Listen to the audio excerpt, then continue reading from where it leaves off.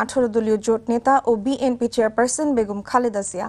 একই সাথে কোনো দল বা ব্যক্তির অধীনে নয়, তত্ত্বাবধায়ক সরকারের অধীনে নির্বাচন দিতে হবে বলে আবারও দাবি করেন তিনি। রোববার মহানগর নাট্যমঞ্চে 18 দলের দিনব্যাপী গণ অনশন শেষে দেয়া বক্তব্যে বেগম জিয়া এসব কথা বলেন। তৌহিদুর রহমানের রিপোর্ট।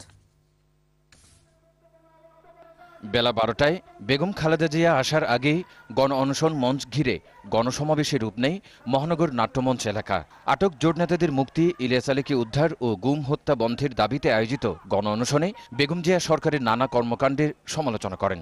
তিনি বলেন, প্রধানমন্ত্রী ও তার আত্মীয় স্বজনরা যে দুর্নীতি করেছে, বিরোধী দলের কাছে তার প্রমাণ আছে। 3 বছরে তিনারা এত লোভ লালসায় পড়ে গেছে, জনগণের কথা ভুলে যে নিজেরাই লুটপাট শুরু করে দিয়েছে।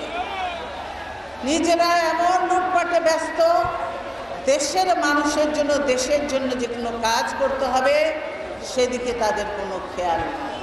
তিনি বলেন, রাষ্ট্রপতি, দল বা কোনো ব্যক্তির অধীনে নির্বাচনে বিএনপি অংশগ্রহণ করবে না।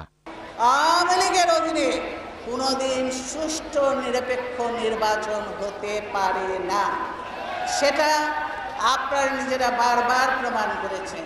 সরকারি দলের লোকেরা প্রধানমন্ত্রীর কার্যালয়ের সামনে গাড়ি পুড়িয়েছে অভিযোগ করে বেগম জিয়া বলেন, শান্তিপূর্ণ কর্মসূচিতে সরকার বাধা দিলে কঠোর কর্মসূচি দিতে বাধ্য হবে বিরোধী দল। বেগম জিয়া বলেন, বিএনপি নেতা কর্মীরা গুম, হত্যা, নির্যাতন ও দুর্নীতিবাজ সরকারের বিরুদ্ধে রুখে দাঁড়াতে সব সময় প্রস্তুত আছে।